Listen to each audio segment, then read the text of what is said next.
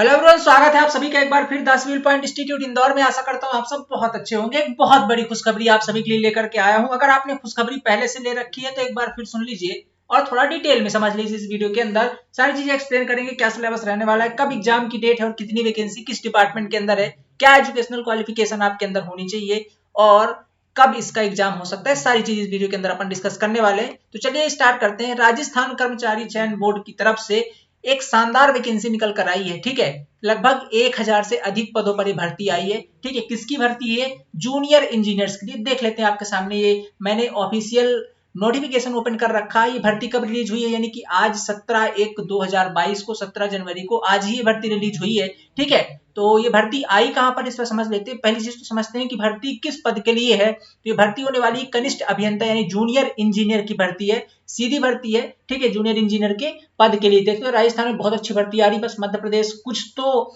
मतलब इनके नक्शे कदम पर चल जाए इस बार। बस जिस प्रकार इनकी वैकेंसी आ रही, इनकी आधी भी निकाल दे मध्य प्रदेश तो बहुत बड़ी बात है कि नहीं। खैर चलिए, सार्वजनिक निर्माण विभाग यानी कि पीडब्ल्यूडी के लिए है, जिसके लिए राजस्थान अधीनस्थ अभियांत्रिकी भवन व पथ शाखा सेवा नियम 1973 तथा यथा संशोधित जन स्वास्थ्य अभियांत्रिकी यानी कि पब्लिक हेल्थ इंजीनियरिंग के लिए भी है। राजस्थान अभियांत्रिकी अधीनस्थ सेवा जन स्वास्थ्य शाखा, ठीक है, के संशोधित स्वास्थ्य लिए। ये भी सारी चीजें यहाँ पास लिखी हुई है। ठीक है, अपन जो मुद्दे पर चलते हैं, आपको कनिष्ठ अभियंता की भर्ती आई हुई है। कितने पदों के लिए आई है इस पे बात करते हैं। देखिए, सबसे पहले तो सार्वजनिक निर्माण विभाग, ठीक है, लोक निर्माण विभाग जिसे कहते हैं अपन पीडब्ल्यूडी, उसके अंदर कनिष्ठ अभियंता। ठीक है, कनिष्ठ अभियंता यानी जूनियर इंजीनियर। किसके लिए? सिविल विभाग के लिए, सिविल इंजीनियर्स के लिए स्पेशली बहुत अच्छी वैकेंसी है इस बार तो। और डिग्री धारक, अगर आपने बीटेक किया है या बी किया हुआ है तो ये पद आपके लिए है। कुल पदों की संख्या 390। किस डिपार्टमेंट के अंदर है? सार्वजनिक लोक निर्माण विभाग पीडब्ल्यूडी के अंदर। ठीक है, तो पीडब्ल्यूडी के अंदर 390 पद हैं। और इसके अंदर ये तो किसके हैं? केवल जनरल कैटेगरी के हैं, ये केवल जनरल कैटेगरी के हैं। अनुसूचित क्षेत्र के लिए कितना है? 32 पोस्ट रिजर्व है आपके। ठीक है, 32 जो पोस्ट है वो रिजर्व है, बाकी टोटल 22 करते हैं तो कितने हैं? 422 पोस्ट है। ठीक है, टोटल 422 है। कनिष्ठ अभियंता सिविल का डिप्लोमा के लिए, अगर आपने पॉलिटेक्निक डिप्लोमा किया हुआ है तो आप इस पद के लिए एलिजिबल है। 61 पद आपके लिए पीडब्ल्यूडी के अंदर है। ठीक है, और 5 जो है तो आरक्षित सीटें, टोटल 66 सीटें। अब एक बात याद रही, पहला क्वेश्चन ये होता है सर इसको अदर स्टेट वाले भर सकते हैं? नहीं, बिल्कुल भर सकते हो सारे लोग। देखो, अगर आप मध्य प्रदेश से हो, आप उत्तर प्रदेश से हो, आप बिहार से हो, आप कहीं राजस्थान से भी हो तो भरेंगे ही। अगर आप किसी अदर स्टेट से, तो भी आप इस पद के लिए अप्लाई कर सकते हैं, पूरी तरीके से कर सकते हैं। बस ये है कि आपको रिजर्वेशन का फायदा नहीं मिलने वाला है। राजस्थान के अंदर सिर्फ रिजर्वेशन का फायदा नहीं मिलेगा, बाकी अप्लाई आप कर सकते हो जैसा कि आपने पिछली बार भी किया था। अगले पद की बात करते हैं, जन स्वास्थ्य अभियांत्रिकी विभाग। जन स्वास्थ्य अभियांत्रिकी विभाग के अंदर कनिष्ठ अभियंता वही जूनियर इंजीनियर डिग्री वालों के लिए है, यानी बीटी और बीटेक वालों के लिए 196 पद है, 8 रिजर्व है, टोटल 204 है। कनिष्ठ अभियंता सिविल या डिप्लोमा धारक की बात अगर मैं करता हूं, टोटल 96, 5 यहाँ पर भी है और 101। मतलब अगर आपने पॉलिटेक्निक डिप्लोमा किया है तो 96 पद आपका पीएचई के अंदर है और 61 पद आपके पीडब्ल्यूडी के अंदर है। ठीक है, पीडब्ल्यूडी और पीएचई के अंदर आपके 96 और 61 पद है। ये अगर डिप्लोमा वालों के लिए है। अगर किन्होंने बीटेक किया हुआ है तो ये देखिए दोनों पद है। अगर आपने दोनों किया तो दोनों के लिए सेपरेट आवेदन आपको करना होगा। ओके, इसके बाद कनिष्ठ अभियंता यांत्रिक। यांत्रिक मतलब आपका मैकेनिकल वालों के लिए भर्ती इस बार आई है। यांत्रिक और विद्युत दोनों के लिए एक्चुअली है। इसमें इलेक्ट्रिकल वाले भी आवेदन कर सकते हैं और मैकेनिकल वाले भी। 37 पद हैं इनके कंबाइंड दोनों के लिए। ठीक है, डिग्री वाले, अगर आपने बी और बीटेक किया है मैकेनिकल और इलेक्ट्रिकल से तो आप इस पद के लिए अप्लाई कर सकते हैं। कनिष्ठ अभियंता डिप्लोमा वालों के लिए, यांत्रिक और विद्युत दोनों, मतलब इलेक्ट्रिकल और मैकेनिकल कंबाइंड है। इसके अंदर 26 पोस्ट है, किसके लिए? डिप्लोमा वालों के लिए। तो बहुत अच्छा भर्ती आई हुई इस बार, बहुत अच्छी भर्ती आई है। स्वायत्त शासन विभाग, ये एक विभाग राजस्थान के अंदर, इनके अंदर आपकी कनिष्ठ अभियंता सिविल की जो बी और बीटेक वालों के लिए 143 पद हैं, 2 रिजर्व कैटेगरी है, रिजर्व सीटें हैं, 145 टोटल सीटें हैं। अगर बात करते हैं डिप्लोमा वालों के लिए सिविल डिपार्टमेंट पे तो 36 पद है और टोटल 36 वैकेंसी है, रिजर्व कैटेगरी नहीं है इसके अंदर। बात करते हैं अगर विद्युत और विद्युत वालों के लिए भी इस डिपार्टमेंट के अंदर, इलेक्ट्रिकल डिपार्टमेंट के लिए 44 पोस्ट है और इलेक्ट्रिकल डिपार्टमेंट डिप्लोमा वालों के लिए 11 पद हैं। ठीक है, तो ये अगर टोटल सीटें अपन देखते हैं तो टोटल सीटें आ जाती हैं अपनी कितनी? 1040, जो कि अनरिजर्व्ड कैटेगरी के लिए है, जनरल कैटेगरी के लिए। बाकी 52 पोस्टें जो है तो वो रिजर्व कैटेगरी के लिए है। ये टोटल पद है, लगभग पूरे देखा जाए तो 1100 पद, यानी कि 1092 पोस्ट आई है। बहुत बड़ी भर्ती है इस बार राजस्थान जेई के अंदर। ठीक है, अब देखते हैं आगे थोड़ी सी इसकी चयन प्रक्रिया क्या है। आवेदन चयन के बाद क्या क्या करना होता है आप समझ लेते, कुछ कुछ इंपॉर्टेंट पॉइंट है, बाकी इसका अगर आपको नोटिफिकेशन पढ़ना है डिटेल के अंदर तो आप जा सकते हो इस वीडियो के नीचे, आपको ये नोटिफिकेशन भी मिल जाएगा, इसे आप पढ़ सकते हो, या कि इनकी ऑफिशियल वेबसाइट से भी आप डाउनलोड कर सकते हो। ठीक है, अब इसके अंदर आपको कुछ कुछ पॉइंट दिए हुए, आपको आवेदन कहाँ से करना है, तो आवेदन आप देख सकते हो, जो आवेदन आप जाकर के इनकी ऑफिशियल वेबसाइट है वहां से, ये ऑफिशियल वेबसाइट www.rssb.rajasthan.gov.in पर, ठीक है, तो rssb.rajasthan.gov.in पर जाकर के आप अप्लाई कर सकते हैं, लेकिन अभी नहीं करना क्योंकि अभी फॉर्म फिलअप स्टार्ट नहीं हुए, जस्ट आज अभी नोटिफिकेशन रिलीज हुआ है। फॉर्म फिलअप की जो लिंक है बहुत जल्द ओपन हो जाएगी, देखते हैं अपन कितने तारीख से ओपन होने वाली है। ठीक है, तो इसके बारे में लिखा हुआ है कि आपको किस तरीके से फॉर्म को फिलअप करना है, उसकी सारी डिटेलिंग यहाँ पर। अगर अगले पेज पे चलते हैं अपन, तो अगले पेज में आपसे लिखा, आपके बारे में बताया गया है कि आप फॉर्म फिलअप करने के बाद आपको क्या क्या चीजें ध्यान रखनी है, रिसिप्ट ले लेना है, ओके, और सारी चीजें इसके अंदर डिटेल दी हुई। परीक्षा का शुल्क, फीस कितनी लगने वाली है परीक्षा फॉर्म भरते समय, तो अगर आप सामान्य वर्ग हैं, जैसे आप अगर किसी अदर स्टेट से बिलोंग करते हैं तो आपको देने पड़ेंगे 450 रुपए। ठीक है, अगर आप ओबीसी कैटेगरी से हैं, अगर आप जनरल कैटेगरी से हैं तो आपको 450, अगर आप रिजर्व कैटेगरी है तो आपको 250 रुपए। ये रिजर्व कैटेगरी केवल राजस्थान के स्टूडेंट्स के लिए है, ठीक है, क्योंकि अगर आप किसी अदर स्टेट से हैं तो आप as a general candidate count होंगे, चाहे आपने आपका आपके पास भले आप एसटी से आते हो, ओबीसी से आते हो, अगर आप राजस्थान के अंदर फॉर्म भर रहे हैं और आप अदर स्टेट से हैं, आउट ऑफ राजस्थान से हैं, तो आप as a general candidate count होंगे, आपको फीस 450 रुपए ऑनलाइन पे करनी होगी। ठीक है, यहां तक कोई दिक्कत नहीं। आगे चल लेते हैं, आगे समझ लेते हैं, जो जैसे कुछ ईडब्ल्यूएस वाले होते हैं तो उनके लिए भी ये आरक्षण लागू, उनके लिए 250 रुपए, बट ये किसके लिए, केवल जो लोग राजस्थान से हैं, अगर बाहर से हैं तो आपको एज अ जनरल कैंडिडेट ही काउंट किया जाएगा। ठीक, अगली बात करते हैं। अगली बात ये कि प्रवेश पत्र, बोर्ड के द्वारा वेबसाइटों के माध्यम से आपको प्रवेश पत्र जारी किए जाएंगे। ठीक है, और वेबसाइटों के माध्यम से ही आप सीएससी पर जाकर के फीस जमा करके आप टोकन नंबर पर जो वहां पर आप जाकर पेमेंट करेंगे और उसका आप ले सकते हैं। ठीक है, और आपकी वही चीज बता रहे हैं कि ईमेल आईडी, आपकी ईमेल आईडी पर आपके मोबाइल नंबर पर ओटीपी वगैरह भेजी जाएगी, जो भी उनको सूचना देनी होगी सारा आपको मेल और मोबाइल नंबर पर सेंड करेंगे। ठीक है, इसके बाद कुछ पोस्ट के बारे में दिया हुआ है कौन कौन से, तो सारी डिटेल आप पढ़ सकते हैं। ओके, इसके बाद अगर बात करते हैं अपन और कुछ इंपॉर्टेंट चीजों की इसके अंदर, तो इंपॉर्टेंट चीजें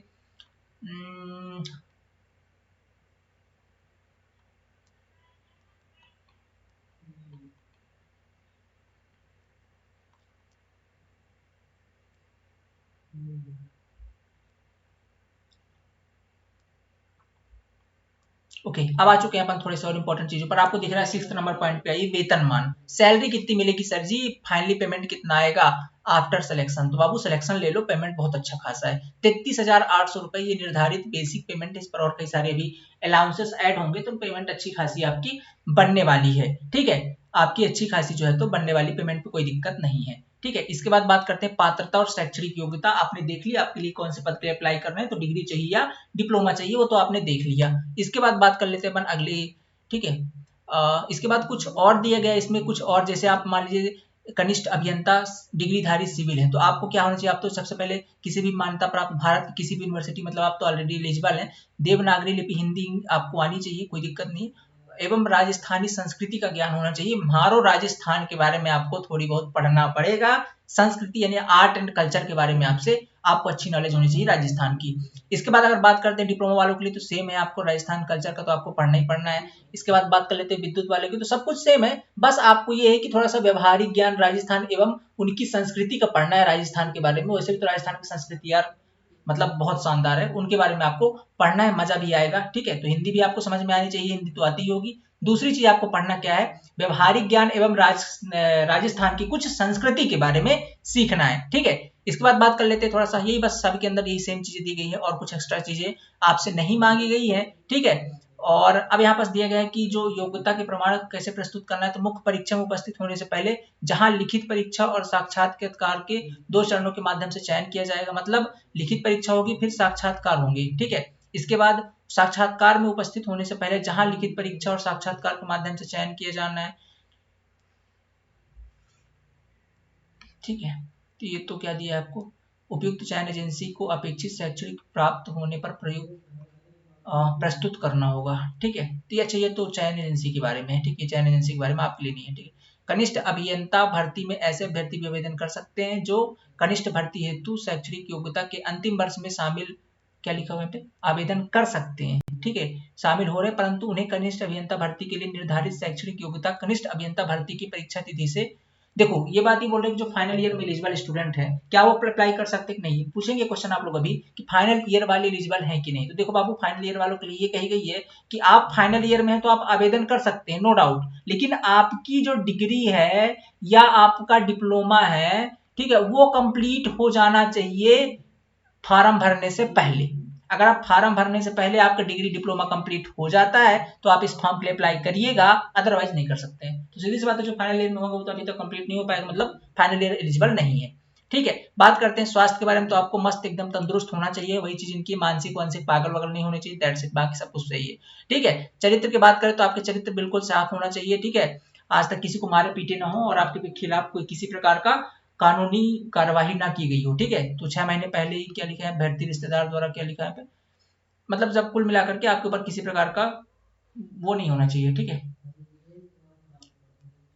और इसमें एक चीज और बात कही, देखिए, सेवा में सीधी भर्ती के लिए आवेदन का चरित्र ऐसा होना चाहिए जिससे वह उक्त पद की नियुक्ति के लिए योग्य हो सके। सच चरित्र प्रमाण पत्र ऐसे विश्वविद्यालय या स्कूल कॉलेज जहां उसने अंतिम शिक्षा प्राप्त की हो वो प्रधानाचार्य शिक्षक के द्वारा प्रस्तुत करना होगा। दो उत्तरदायी व्यक्तियों के प्रमाण पत्र भी प्रस्तुत करने होंगे। चरित्र बहुत इंपॉर्टेंट है, ठीक है, यहाँ पर, और मैं बता रहा हूँ ना, आपके चरित्र जैसे है ना, अभी क्या ही बताएं है कि नहीं।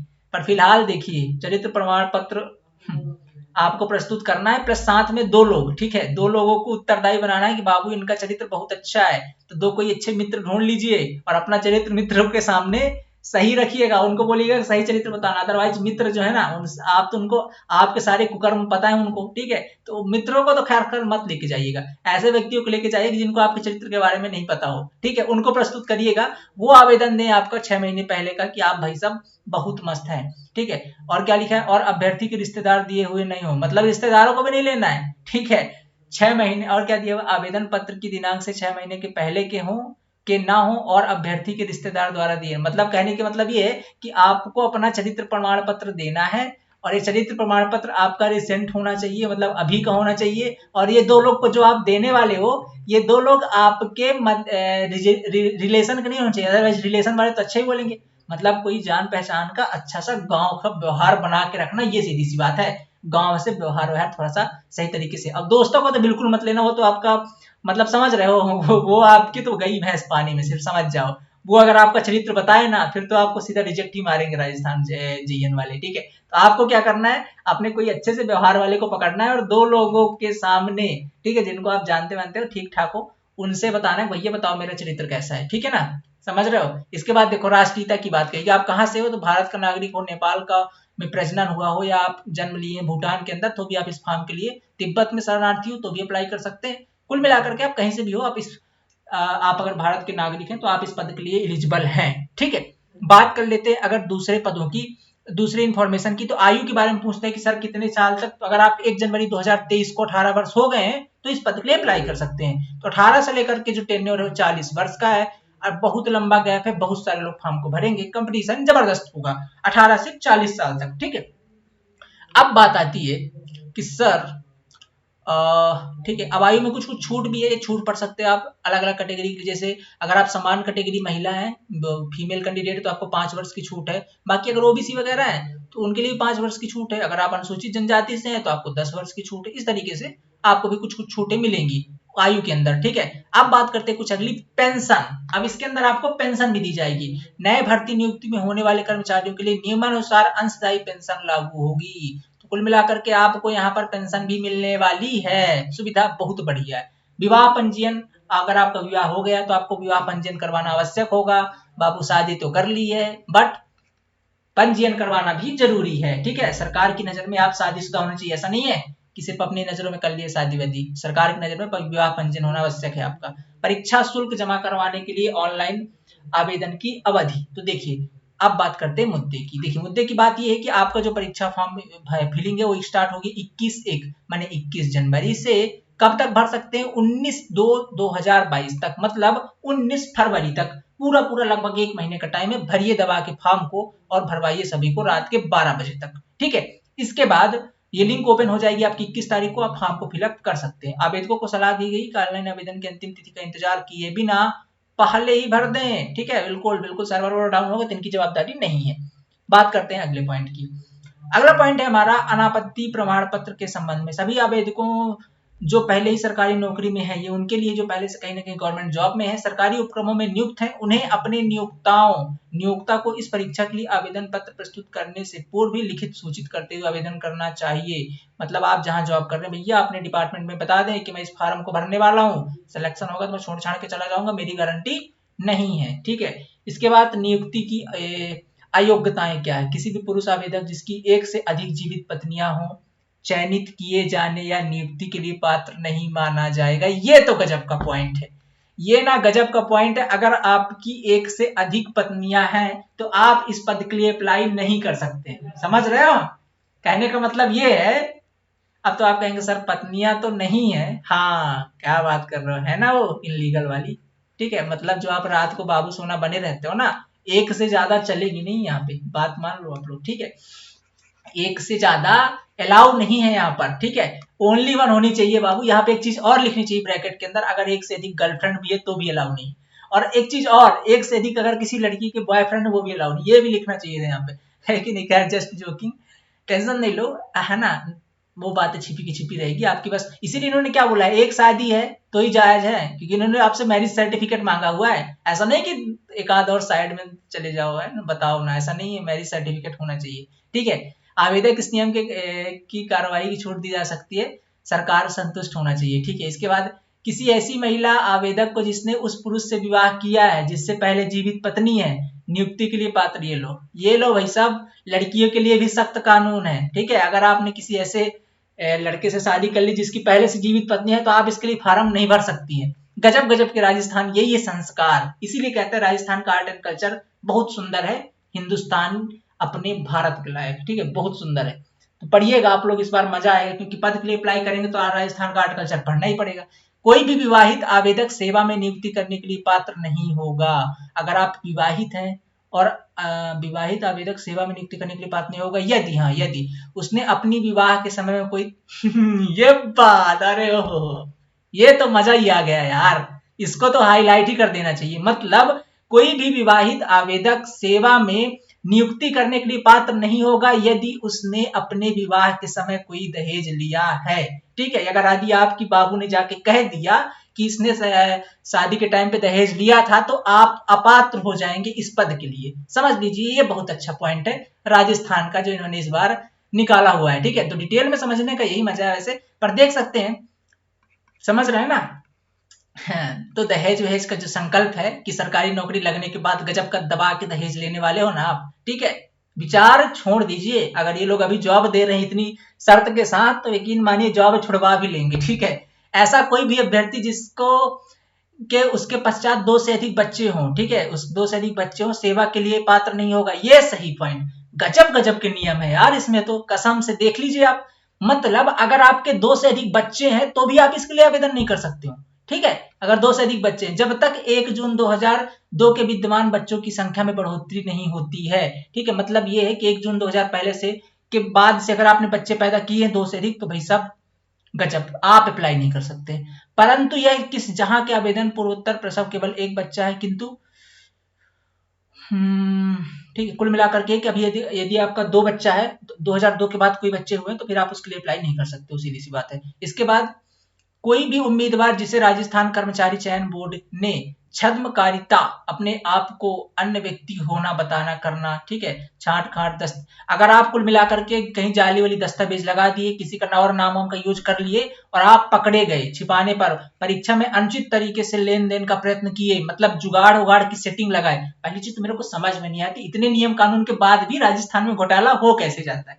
ठीक है, अभी आपने राजस्थान जेई की भर्ती रुकी हुई है, अभी जस्ट पिछली वाली, उसके अंदर इतना घोटाला हो कैसे गया यही समझ में नहीं आ रहा। इतने नियम कानून तो ये लगा देते हैं। खैर आगे देखिए, प्रवेश परीक्षा के लिए अन्य अनियमित जो भी तरीके अगर अपनाएंगे, दोषी अगर पाए गए, ठीक है, तो फिर समझ जाइए मुकदमे आपके ऊपर दायर होंगे। ठीक है, और अच्छी तरीके से खातिरदारी फिर आपकी होने वाली है। ठीक है, आपको बहिष्कृत कर दिया जाएगा। जिंदगी में कभी फिर आप राजस्थान की तरफ अपना सुंदर चेहरा उठा के नहीं देख सकते, सीधी सी बात ये है। तो ये 5 पॉइंट हैं जिन जो मतलब क्या ही बताऊं, गजब की नियुक्तियां के लिए जो अयोग्यताएं है ना, पढ़ के जाइएगा। एक भी अगर योग्यता आपके अंदर नहीं है, मतलब ये योग्यताएं हैं, अगर ये अयोग्यताएं हैं, तो फिर आप इस फॉर्म के लिए अप्लाई नहीं कर सकते हैं। ठीक है, तो बहुत अच्छा सुनिएगा। आवेदन कैसे करें ये तो हमने बता दिया कि आपको जाना है उनकी rsmssb.gov.in पर, और उसमें जाकर के आप फॉर्म को अप्लाई कर सकते हैं इनकी ऑफिशियल वेबसाइट पर। ठीक है, अब बात कर लेते हैं कुछ और इंपॉर्टेंट पॉइंट्स की। इसमें कुछ फोटो ऑटोग्राफ की साइज वाइज दी हुई है, इसे आप पढ़ सकते हैं डिटेल के अंदर। हस्ताक्षर साइज कैसे करना है, 7 सेंटीमीटर बाई 2 सेंटीमीटर की ऊंचाई में, ये आप देख सकते हैं। ठीक है, परीक्षा के पश्चात यदि मान लीजिए आपको कहीं पे लगा कि यार हमने तो ये क्वेश्चन सही किया था, राजस्थान ने गलती कर दी, तो कुछ नहीं है, वो उत्तर पुस्तिका है, पर क्वेश्चन के हिसाब से 100 रुपए पे कीजिए और आपके जो तो आंसर है वो सब कुछ चेक कर लिए जाएंगे कि हाँ आप सही बोल रहे हैं या गलत बोल रहे हैं। ठीक है, इसके बाद बात करते हैं अपन कुछ और चीजों की। श्रुति लेखन की सुविधा जो है तो सभी अपने हाथ से लिखने होंगे, समानता सभी परीक्षार्थियों को अपने, हाँ अब यहाँ पे ये बात देखिए, पेपर आपका कैसा होने वाला है, प्रश्न उत्तर स्वयं अपने हाथ से लिखने होंगे। कहने का मतलब ये है कि आपका पेपर ऑफलाइन मोड में फिर एक बार। ठीक है, महारो राजस्थान ने सारे नियम कानून ही लिख दिए हैं इसमें कि आपका पेपर ऑफलाइन मोड पर होने वाला है, जैसा कि पिछले साल हुआ, लिखा ना, अपने हाथों से लिखने होंगे। ठीक है, केवल राजस्थान दिव्यांगजन का अधिकार 2018 में वर्णित ऐसे योग्यजन, नेत्रहीन या जो कि नहीं है, ठीक है, जो नेत्रहीन है, जो दिव्यांगजन है, 40% से अधिक जिनके जिनकी उंगलियां ही नहीं है, किसी दुर्घटनावश उनकी उंगलियां उन्होंने खो दी है, तो उस केस में फिर उन्हें यह सुविधा दी होगी, उनको किसी लेखन कार्य के लिए एक अस्थायी रूप से असमर्थ हुए व्यक्तियों को प्रदान की जाएगी लेखन कार्य के लिए, लेकिन आपको अपने हाथों से लिखना पड़ेगा।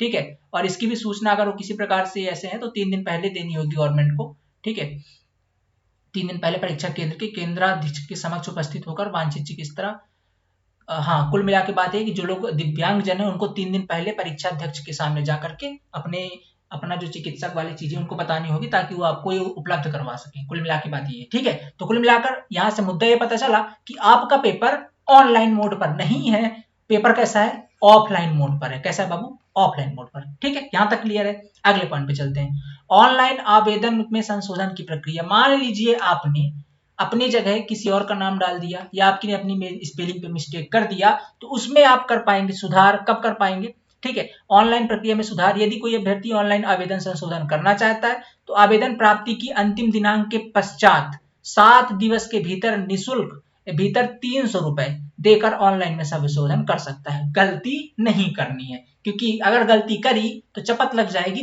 300 रुपीज की, 300 रुपए फिर से राजस्थान गवर्नमेंट की जेब में आपको डालने पड़ेंगे। कब डालेंगे भाई साहब, पेपर की जो फॉर्म भरने की लास्ट डेट है 19 फरवरी 2022, 19 से जोड़ लीजिए 7 दिन, मतलब 19 7 26 फरवरी के अंदर, 19 से जो 26 फरवरी का टेन्योर है, इस बीच में जाइएगा, कोई गलती अगर की है सुधार करिएगा। ठीक है, जिसमें लिखा है ना पत्नी के बारे में बताना है सारी डिटेल, मान लीजिए स्पेलिंग है मिस्टेक हो गई, ठीक है, तो उसको सुधार सकते हो। ठीक है, पत्नी को नहीं, स्पेलिंग को, समझ रहे हो ना। हाँ, इसके बाद अगली चीजें और हैं, ये सुधार कर सकते हो, बाकी सारी चीजें आप पढ़ सकते हैं। इसके बाद प्रमाण पत्रों का सत्यापन, आवेदक को वर्ग विशेष, अनुसूचित जनजाति, अगर आप किसी वर्ग विशेष से हैं तो आपको अपना प्रमाण पत्र जो है तो का लाभ तभी दिया जाएगा जब आवेदक उक्त प्रमाण पत्र इसी भर्ती आवेदन करने की अंतिम तिथि या इससे पूर्व सक्षम अधिकारी द्वारा। कहने का मतलब ये है, ठीक है, कि आपको भर्ती की आवेदन करने की अंतिम तिथि तक या इससे पूर्व का सक्षम अधिकारी द्वारा जारी, हाँ मतलब ये है कि ये जो आपका क्या बोलते हैं, आप जो ये लगाने वाले हो ना अपना अपना ईडब्ल्यूएस सर्टिफिकेट या अनुसूचित जनजाति वाला, ठीक है, तो ये सब कब तक लागू होगा, लाभ तभी दिया जब आवेदक का उक्त प्रमाण पत्र, जो आपका प्रमाण पत्र है, ये भर्ती के आवेदन करने की अंतिम तिथि तक या इससे पूर्व का सक्षम प्राधिकारी द्वारा जारी किया गया। ऐसा नहीं कि मतलब पहले अभी रिसेंटली जो सक्षम अधिकारी है आपका, आपकी भर्ती के पहले या उससे पहले जो भी आपका बना वही लगेगा, मतलब ऐसा नहीं कि आप आगे की डेट को बनवा के भी लगा दो, ऐसा नहीं होगा। ठीक है, ये तो सीधी सी बात, पता नहीं क्यों लिखी इन्होंने। अब इसके बाद जाति प्रमाण पत्र की वैधता के बारे में लिखा हुआ है, कब से वैधित होगा। फिर आवेदक के गलत सूचना प्राप्त करने हेतु साधनों की रोकथाम, गलत सूचना के बारे में सुन लीजिए। आवेदकों को अपने ऑनलाइन आवेदन में समस्त सूचना सही सी भरनी, बिल्कुल सही भरनी, एक गलत शब्द नहीं चलेगा। परीक्षार्थियों को केंद्राधीक्षक, अभिजागर द्वारा, बोर्ड द्वारा, अधिकारी कर्मचारी,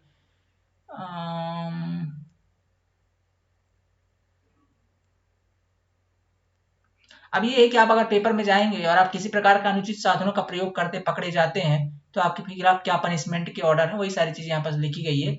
ठीक है, क्या क्या कार्रवाई हो सकती है आपके खिलाफ। आप अगर कैलकुलेटर ले जाकर के कहीं चुटका उटका बना के, भैया ऑफलाइन तो पेपर है, अब आदत पड़ी होगी कॉलेज के लिए जाने की, कहीं कहीं दबाव आके लेके चले जाएंगे, तो उसके खिलाफ आपको क्या क्या कार्रवाई की जा सकती है ये लिखा हो ना, punishment of insolent behaviour directed to conduct using attention affair meaning during a course of examination. अगर आप कुछ ऐसे अनफेयर चीजें करते हैं तो उसके लिए आपकी रोकथाम के लिए 1992 बोर्ड द्वारा निर्धारित ये जो है ना इनका सैंक्शन एक्शन, इस पर लगा करके आपको भयंकर कार्रवाई आपके ऊपर की जाएगी। अगले पॉइंट पे चलते हैं। कनिष्ठ अभियंता के पदों पर भर्ती हेतु परीक्षा की स्कीम एवं पाठ्यक्रम, ये कब आएगा, तो सिलेबस। बात करते हैं सिलेबस की। कनिष्ठ अभियंता की उक्त पदों पर सीधी भर्ती हेतु स्कीम एवं पाठ्यक्रम बोर्ड की वेबसाइट पर जारी की जावेगी। अभी नहीं की गई है, जावेगी मतलब कर देंगे, एक आध हफ्ते के अंदर ये लोग कर देंगे। ठीक है, तो अभी इसका डिटेल सिलेबस आना बचा है, और इसका सिलेबस आप देख के ना, पिछली बार का सिलेबस अगर आपने देखा है, मतलब एकदम डिटेल में कुछ भी छोड़ते ही नहीं है, बहुत बढ़िया सिलेबस होता है। सिलेबस भी जारी होगा, बहुत जल्द सिलेबस आने वाला है, पेपर आपका ऑफलाइन मोड पर होगा। ठीक है, तो सिलेबस बहुत जल्द आने वाला है, अभी नहीं आया है, पर फिलहाल कल मैं एक वीडियो लेकर आऊंगा जो पिछले साल का पेपर था उसके बेस पर, कि पिछले साल का जो पेपर था वो कैसा था। अगला देखिए, बोर्ड की वेबसाइट। बोर्ड की वेबसाइट कौन सी है, ये वेबसाइट है, बसा लीजिए इन्हें अपनी आंखों में और जाकर के साइन इन कीजिए, और फॉर्म की जब डेट आ जाए तो यहाँ पर आप फॉर्म भर सकते हैं। एक बात और रह गई, और वो बात क्या थी, उस पर थोड़ा सा एक नजर और लगा लेते हैं। ठीक है, बात आपका क्या है, आवेदन कैसे करें, परीक्षा, परीक्षा का माह एवं दिनांक तारीख। भाई साहब पेपर कब होगा, दिन कितने बचे हैं आज से, तो देखो पेपर होगा माह मई 2022 में, तो आज चल रहा है आपका जनवरी, खत्म हो चुका है फॉर्म भरते भरते। इसके बाद आएगा आपका फरवरी, मतलब फॉर्म स्टार्ट होते होते खत्म हो जाएगा। फरवरी, मार्च, अप्रैल, 3 महीने का समय, कुल मिला के 90 दिन, मोटा मोटा 100 दिन।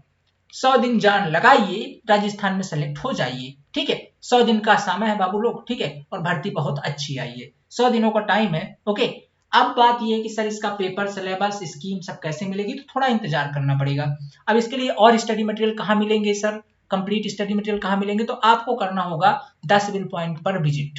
द सिविल पॉइंट का एंड्रॉइड एप्लीकेशन कहाँ पे मिलेगा सर, ये तो मिलेगा गूगल प्ले स्टोर पर। कहाँ पे मिलेगा, गूगल प्ले स्टोर पर। ठीक है, गूगल प्ले स्टोर पर, और इसे जाकर के आप गूगल प्ले स्टोर से इंस्टॉल करिएगा द सिविल पॉइंट। ठीक है, यहाँ पर आपको सभी स्टडी मटेरियल मिल जाएंगे, बहुत जल्दी अपडेट हो जाएंगे, इसे इंस्टॉल कर लीजिए। कोई अगर जानकारी चाहिए तो 9340888429 हमारा कॉलिंग व्हाट्सएप नंबर, इस पे आप कॉल या व्हाट्सएप कर सकते हैं। ओके, और इस वीडियो के नीचे आपको मिलेगा एक व्हाट्सएप ग्रुप का नंबर, जो कि स्पेशल है राजस्थान जेई का। ठीक है, राजस्थान जेई का स्पेशल व्हाट्सएप ग्रुप है, उसे भी आप ज्वाइन कर सकते हो फॉर एनी डाउट एंड। ठीक है, कोई भी अगर आपके डाउट आते हैं तो आप अपने डाउट भी पूछ सकते हो। ओके, और एक टेलीग्राम का ग्रुप मिलेगा, उसे भी आप ज्वाइन कर सकते हो। खैर, मिलते हैं नेक्स्ट लेक्चर के अंदर, तब तक के लिए आपको सिलेबस डिस्कशन आई थिंक ये सॉरी आपको जो नोटिफिकेशन के बारे में आई थिंक सारी चीजें पता चल गई है। कुछ और इन्फॉर्मेशन चाहिए, कमेंट बॉक्स में आप मुझे कमेंट करिए, मैं डेफिनेटली उसे नेक्स्ट वीडियो के अंदर कवर करूंगा। मिलते हैं नेक्स्ट लेक्चर के अंदर। Thank you so much, have a nice day.